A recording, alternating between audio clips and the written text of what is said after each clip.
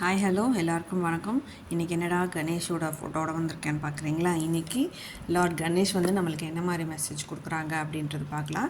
As well shuffle பண்ணி set 1 set 2 எடுத்து வச்சுருக்கேன். அதுக்கு முன்னாடியே கணேஷ் வந்து காமனாக ஒரு கார்டு விழுந்தார். இது வந்து ஜென்ரலாக எல்லாருக்குமான மெசேஜ் இது.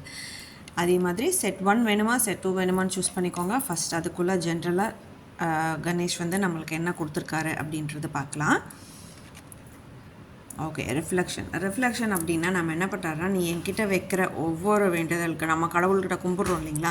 கும்பிடும்போது நம்ம என்ன மாதிரி எண்ணத்தில் நினச்சி கும்பிட்றோம். கடவுளே எனக்கு இது கொடு, எனக்கு இது கொடுன்னு நம்ம கேட்குறோம். கொடுக்கும்போது ஆனால் ஃபுல் ஃப்ளெஜ்டாக நம்ம அவங்கள நம்பி நம்ம அதை விட்டுறது கிடையாது, நம்ம சரண்டர் ஆகிறது கிடையாது. எந்த ஒரு விஷயம் நம்ம பண்ணாலுமே தெளிவாக இது எனக்கு வேணும் அப்படின்றது ஒரு கிளாரிட்டி இல்லாமல் தான் நம்ம கும்பிட்றோம். ஒரு டவுட் ஃபேக்டர்லேயே இருந்தோம் அப்படின்னா நீ என்ன நினைக்கிறியோ அதுதான் உனக்கு ரிஃப்ளெக்ட் ஆகும். கான்ஃபிடென்ட்டாக நீ என்ன பண்ணுறன்றது தெளிவாக இருந்துச்சுன்னா, உன்னோட தாட் ப்ராசஸ் கிளியராக இருந்துச்சுன்னா, நீ என்ன நினைக்கிறியோ அது உனக்கு ரிஃப்ளெக்ட் ஆகும். இல்லை டவுட் பட்டனா டவுட்டு தான் ஃபஸ்ட்டு ரிஃப்ளெக்ட் ஆகுமே தவிர நீ நினைக்கிற கேள்விகள், நினைக்கிற விஷயங்கள் எல்லாமே நடக்காது. ஸோ நீ என்னை நோக்கி வர அப்படின்னா, கடவுளை நோக்கி நீங்கள் போகிறீங்க, இல்லை உங்களோட விஷயங்களை நோக்கி நீங்கள் போகிறீங்கன்னா, எதை நோக்கி நீங்கள் போகிறீங்களோ அதில் கிளியர் கட்டான டெசிஷன்ஸோடு நீங்கள் போங்க. டவுட் படாமல் தாட் ப்ராசஸை கிளாரிட்டியோடு வச்சுக்கோங்க. உங்களுக்கு எல்லாமே கிளியராக நடக்கும். அதில் டவுட்ஸ் இருந்துச்சுன்னா நீங்கள் எதை பிரதிபலிக்கிறீங்களோ அதுதான் உங்களை பிரதிபலிக்கும்ன்ற மாதிரி தான் இவர் உங்களுக்கு மெசேஜ் கொடுக்குறாரு. உங்களோட எண்ணங்களை கிளியராக வச்சுக்கோங்க அப்படின்னு எல்லாருக்குமே காமனாக ஒரு மெசேஜஸ் கொடுக்குறாங்க. Okay fine. இப்போ நம்மளுக்கு செட் 1 செட் 2 நினச்சவங்களுக்கு என்ன மெசேஜ் கொடுக்குறாருன்றதை பார்க்கலாம்.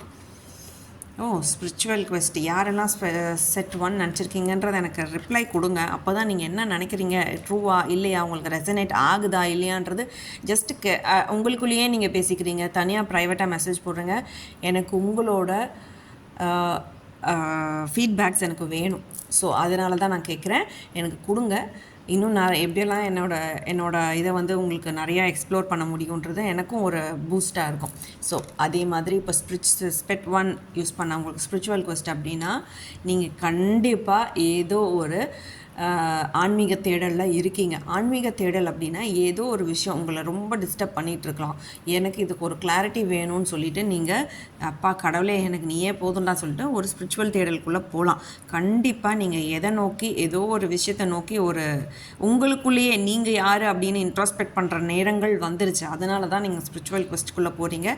தைரியமாக ஸ்டெப் எடுத்து வெயி, நான் உனக்கு துணையாக பின்னாடி வந்துக்கிட்டே இருக்கேன் அப்படின்ற ஒரு ஸ்ட்ராங் மெசேஜ் தான் உங்களுக்கு கணேஷ் கொடுக்குறாரு. ஓகேங்களா? தைரியமாக ஸ்டெப் எடுத்து வைங்க. நீங்கள் ஏதோ ஒரு ஜேர்னிக்குள்ளே போகிறீங்க. அந்த ஜேர்னிக்கு இவர் வந்து உங்களுக்கு கைடன்ஸ் கொடுத்துக்கிட்டே இருக்கார். அது ஏதோ ஒரு வகையில் நீங்கள் அதை புரிஞ்சுக்குவீங்க. Okay fine. செட் 2 சூஸ் பண்ணவங்களுக்கு ஜெனராசிட்டி. வாவ், நீங்கள் ரொம்ப எல்லாருக்குமே எதுனாலும் இருந்தால் வச்சுக்கோ அப்படின்னு கொடுக்குற ஆளா? ரொம்ப பெருந்தன்மையாக இருப்பீங்களா? Okay fine. அதனால் உங்களுக்கு வந்து ஒரு பெரிய ஒரு சக்ஸஸ் கிடைக்க போகுதுன்றது நான் இங்கே இவர்கிட்ட இருந்து பார்க்குறேன். நீங்கள் எதையுமே எதிர்பார்க்காம மற்றவங்களுக்கு நிறைய விஷயங்கள் பண்ணிக்கிட்டே இருக்கிறீங்க. அதுதான் லார்ட் கணேஷ் உங்களுக்கு மெசேஜாக கொடுக்குறாரு. ரொம்ப பெருந்தன்மையாக இருக்க, அதுக்கான சன்மானம் உனக்கு கூடிய சீக்கிரம் உனக்கு ஏதோ ஒரு ரூபத்தில் உனக்கு நான் வந்து கொடுப்பேன். உன்னோட எப்படி சொல்கிறது, உன்னோட அந்த ஹெல்பிங் டெண்டன்சி ஆகட்டும், யாராச்சும் உன்னை நோக்கி வராங்கன்னா செகண்ட் தாட் இல்லாமல் நீ ஒரு விஷயம் பண்ணுறீங்க இல்லைங்களா? அந்த மாதிரி நிறையா பேர் பண்ணிகிட்டு இருந்திருப்பீங்க.